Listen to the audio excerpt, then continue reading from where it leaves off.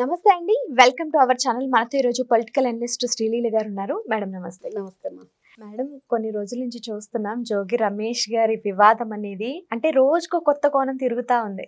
ఇప్పుడేమో కొత్తగా జోగి రమేష్ కొడుకు వచ్చేసి నాకు ఇష్టం లేని పెళ్లి చేశారు, నా బ్రెయిన్ వాష్ చేసి మరి పెళ్లి చేశారు, ఇదంతా రీజన్ నువ్వే అని తండ్రి మీదకి తిట్టడానికి కొట్టడానికి వెళ్ళిపోతున్నాడు.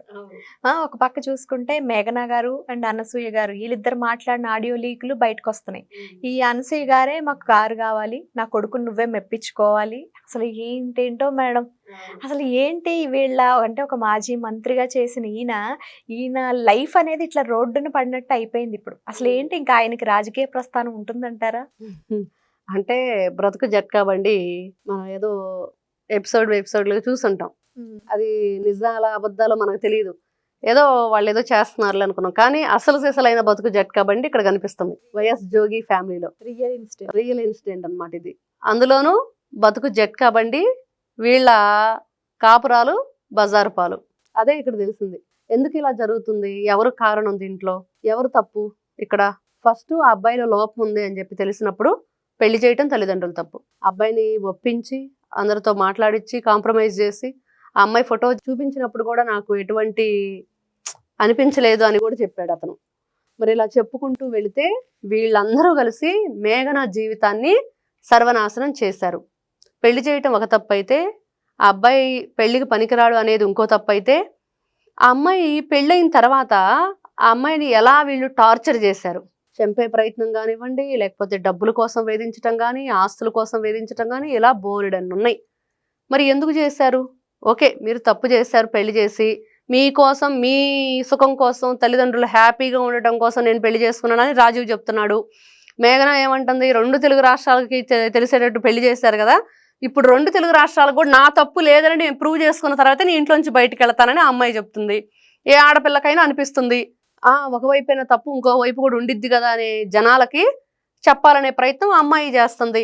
మరి ఆ అమ్మాయిని ఎలా టార్చర్ చేశారు, ఏ విధంగా ప్రాణభయంతో పారిపోయి అర్ధరాత్రి అక్కడ పోలీస్ స్టేషన్ ఆశ్రయించింది, ఇవన్నీ తెలిసిన విషయాలు అందరికీ. కాకపోతే ఈ రోజు ఏంటంటే 2 కుటుంబాలు కలిసి ఏ విధంగా అక్కడ చర్చ జరుగుతుంది, దాంట్లో ఎవరు ఏ విధంగా మాట్లాడుతున్నారు, ఎవరు ఏ విధంగా వాళ్ళ యొక్క గతంలో జరిగిన విషయాలని బయట పెడుతున్నారు అనేది. ఏదేమైనా ఇంక మీరు అంటున్నట్లుగా ఆయనకు రాజకీయ జీవితం ఉండిద్దా అంటే బేషుగ్గా ఉండిద్ది. ఏమీ డోకా లేదు.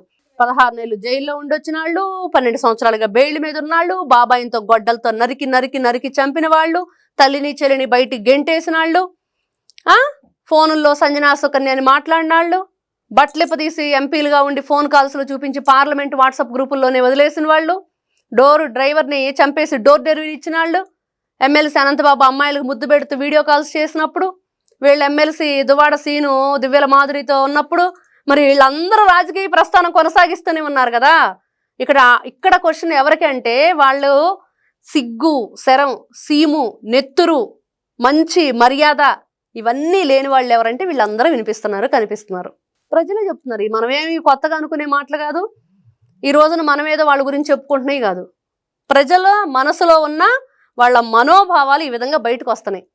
అరే మేము ఈ విధంగా ఆలోచిస్తున్నాం మీ గురించి, మీగా మేము ఓట్లు వేసేది, మీరా మాకు ప్రజాప్రతినిధులు, మీరా మమ్మల్ని పరిపాలించేది, మీరా మాకు మంచి చేసేది, మీ వల్ల మేము ఈ రోజున ఏదన్నా ఉపయోగపడే విధంగా ఉండిద్దని మేము అనుకుంటున్నామా అని.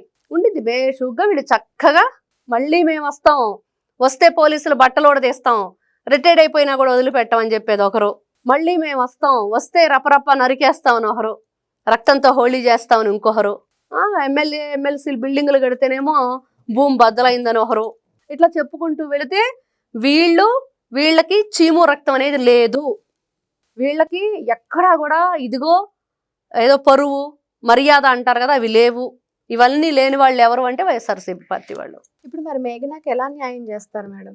మేఘనాకి న్యాయం చెయ్యాలి అని అంటే ఆ అమ్మాయి ఏదైతే కోరుకుంటుందో అది వాళ్ళ అత్త, మామ, భర్త, వాళ్ళ ఎవరైతే ఇంకా 11 మంది మీద ఆమె కేసు నమోదు చేసింది, ఒకరిద్దరు కాదు, ఆ కుటుంబ సభ్యుల్లో మొత్తం వాళ్ళందరూ 11 మందో 14 మందో ఉన్నారు. అందరూ బయటకు వచ్చేసి బహిరంగంగా వాళ్ళ అమ్మాయికి క్షమాపణ చెప్పి, ఇదిగో మేమందరం నిన్ను వేధించామనో, లేకపోతే మేమందరం నిన్ను ఇబ్బంది పెట్టామనో, లేకపోతే మేమందరం కలిసి ఈ అమ్మాయిని చంపడానికి ప్రయత్నం చేశామనో ఒప్పుకోవాలి. ఇట్లాంటివి జరిగినప్పుడే ఇంకొకరు ఆ తప్పు చేయకుండా ఉంటారు. వీళ్ళు కూడా రేపు 10 మందిలో రావాలన్నా కూడా, ఏదైనా మాట్లాడాలన్నా కూడా రేపు ప్రజలు అడుగుతారు, చెప్పారులే చాలే వెళ్ళండి, మీ ఇంటికి వచ్చిన ఆడపిల్లని కోడల్ని మీరు సరిగ్గా చూడలేకపోయారు అనేది. కాబట్టి మేఘనాకి న్యాయం జరగాలి అంటే ఆ అమ్మాయి అంటుంది, 2 తెలుగు రాష్ట్రాల సాక్షిగా నాకు ఎటువంటి నా వల్ల మీకు ఇబ్బంది కాదు కానీ మీ వల్లే నేను ఇబ్బంది పడ్డానన్న విషయం నన్ను బ్లేమ్ చేయొద్దు మీరు, నేను ఎందుకు బ్లేమ్ అవుతాను అని చెప్పి చెప్తుంది. Okay, thank you madam. నమస్తే అమ్మా.